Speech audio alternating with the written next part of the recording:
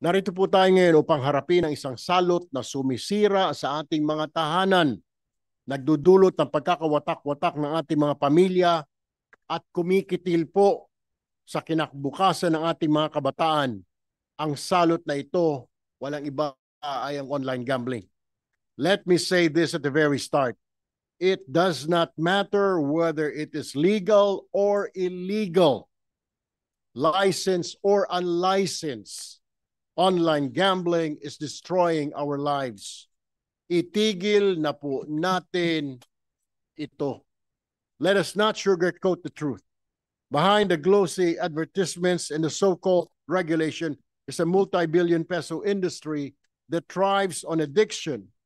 Addiction that drives fathers to abandon their responsibilities, push mothers into crippling debt, and leaves children to grow up in broken homes.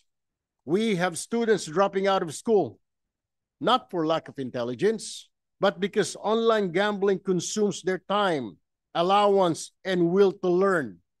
We have workers whose productivity has collapsed, not out of laziness, but because they spend the night chasing their losses on their phones. We have families driven to ruin, individuals pushed to suicide because of this addiction.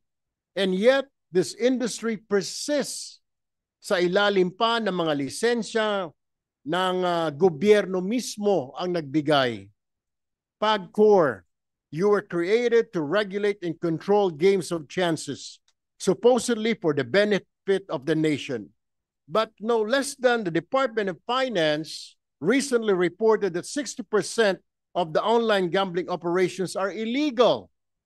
From September 2022 to August 6, 2025, 11,985 illegal online gambling sites have been identified, of which 6,363 are online casino games, 236 are offshore sites, and 4,813 are links for online sabong.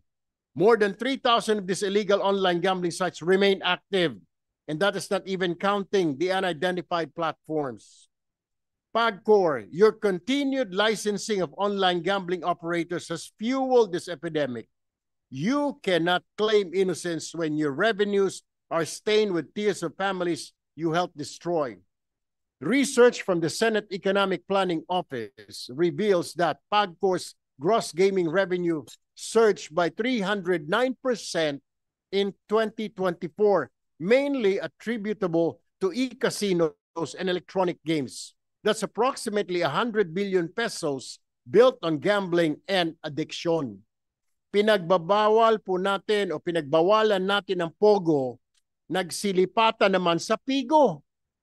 Ang masama, Pilipino mismo ang biktima at kawawa ngayon, unlike sa Pogo, mga Chinese at foreigners po ang biktima. Mas mahalaga ba ang bilyong-bilyong pisong kita kaysa sa pagkawasak ng maraming pamilyang Pilipino? Pagkasibak sa trabaho ng mga manggagawa o mga estudyante na tumigil sa pag-aaral? At ang pinakamasaklap at higit na hindi katanggap-tanggap ay ang pagkitil ng sariling buhay dahil sa sugal na pinapayagan po ng pamahalaan. DICT, you control our country's digital infrastructure. Yet these online gambling platforms continue to operate freely. Their servers running and their payment systems working uninterrupted. Where is the digital protection our people deserve? Paano napabayaan at lumaki ng ganito? Bakit kayo nagiging kasangkapan pa ng mga online gambling companies para wasakin ang buhay ng marami-rami nating kababayan? Bakit? To our law enforcement agencies, how many times have we seen raids announced only for these illegal operators to pop up again the next week, the next month, sometimes in the very same location? These people see this pattern, or the people see this pattern, and they are beginning to suspect, kulang lang ba kayo sa aksyon o meron kayong pinoprotektahan? Ano po ba ang kasagutan kung bakit hindi masugpo-sugpo ang illegal online gambling kasama na po ang online sabong? Bakit? Ladies and gentlemen, the truth is harsh, but it must be spoken as long as online gambling exists. We are breeding the next generation of addicts, debtors, and broken families. No amount of tax revenue can justify this human cost. Bilyon-bilyon man ang kitain po ng ating bayan mula sa online gambling, ngunit kung ang katumbas naman ito ay pagkakawatak-watak ng mga pamilya at wasak na kinabukasan ng mga kabataan, wala rin po itong saysay. Right now, we face two policy paths: a complete ban on all forms of online gambling or stricter and more effective regulation.